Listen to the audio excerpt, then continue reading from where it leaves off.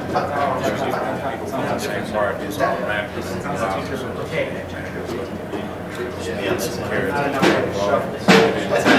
It's a big difference. Play it out, still trying to. Is that just you guys have that? I think the biggest difference is just what they said. I mean, we're just, so this, other guys, check out a lot more aggressive. Okay, can we take it? Can we take it a C?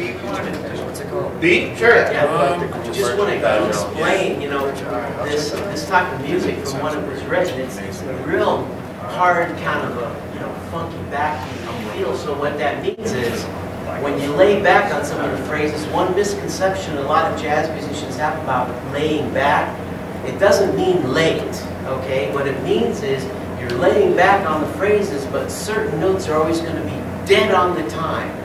So like for in this type of phrase, one of the greatest things about this chart, learning this chart, is that it teaches you exactly how to do that. So if you listen one time, we'd like to play that phrase B. It'll show you how to lay back on the 8 notes, but be on time on the crucial notes like the 1 or any of these other phrases, so you can hear how it feels, because it's got to have that funky feeling.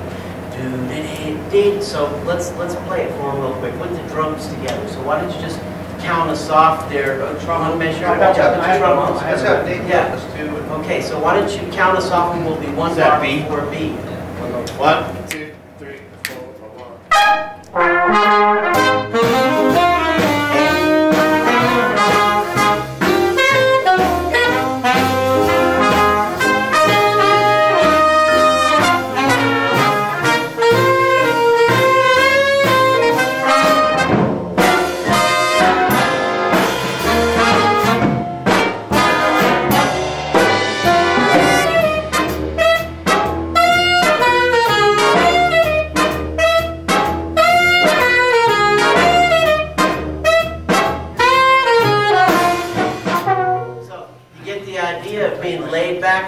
Being in time, that's the key of and if you guys do that together, that's what knocks people out. You know, it's the feel of the music that's more important than the right or wrong notes, believe it or not.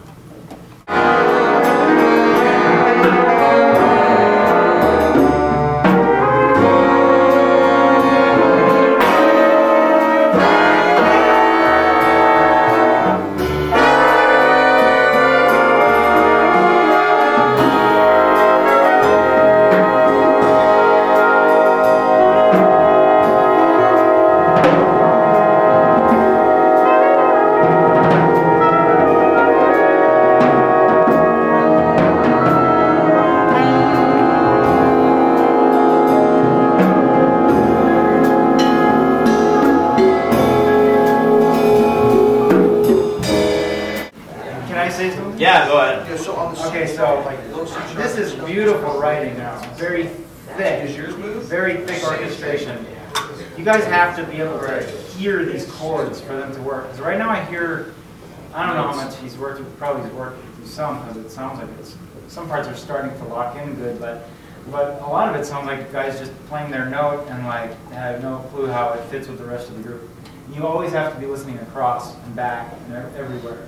If you're not doing that, then you're, you know, probably in the wrong spot, you know, pitch-wise or something. You have to listen, always. You know, if you can only just hear yourself playing, then that's, you know, probably not. And the individual part is not important. It's only the whole thing. Exactly. The individual parts will sound like, you know, not good if it's by itself, right? So you guys the idea is to find out where you fit in there, and then when you find that sweet spot, it'll sound good. So that's what you're trying to do, is never to go past that sweet spot of what you're hearing, your note in that cluster is what.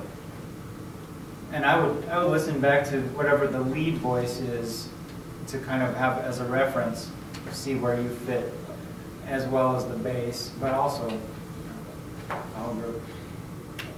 You need to be able to walk through this texture and hear every note, you know, without hearing notes sticking out. You know. That's this type of tune. It's way different than the last one. So there you go. Very difficult. Yeah, this is a complicated tune. It's really beautiful. You guys are playing it very well. Yeah, the hard part is not in the notes, it's on the page and what you're seeing in the rhythms.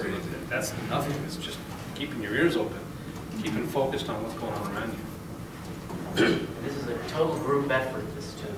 Yeah. Absolutely group effort. Now, we could take one or two of the voices and put them against each other. It's going to sound really nasty, or even three. But when you put it together with the whole group, that's when it really starts to make sense. That's true. Like they were saying, you've got to play within the group. You've got to keep your sound in the group, within your section, within the group, and listen across for the whole. Just listen across the whole band all the time. Why don't we want to take a section of it again and just practice? Sure. Just want to hear how they change their. Yeah, let's see where. Can we I want to do a little bit of ensemble stuff, and then can we do a little bit of the solo stuff with possibly like Rob and Phil playing, and maybe get some ideas on how they develop it a little bit?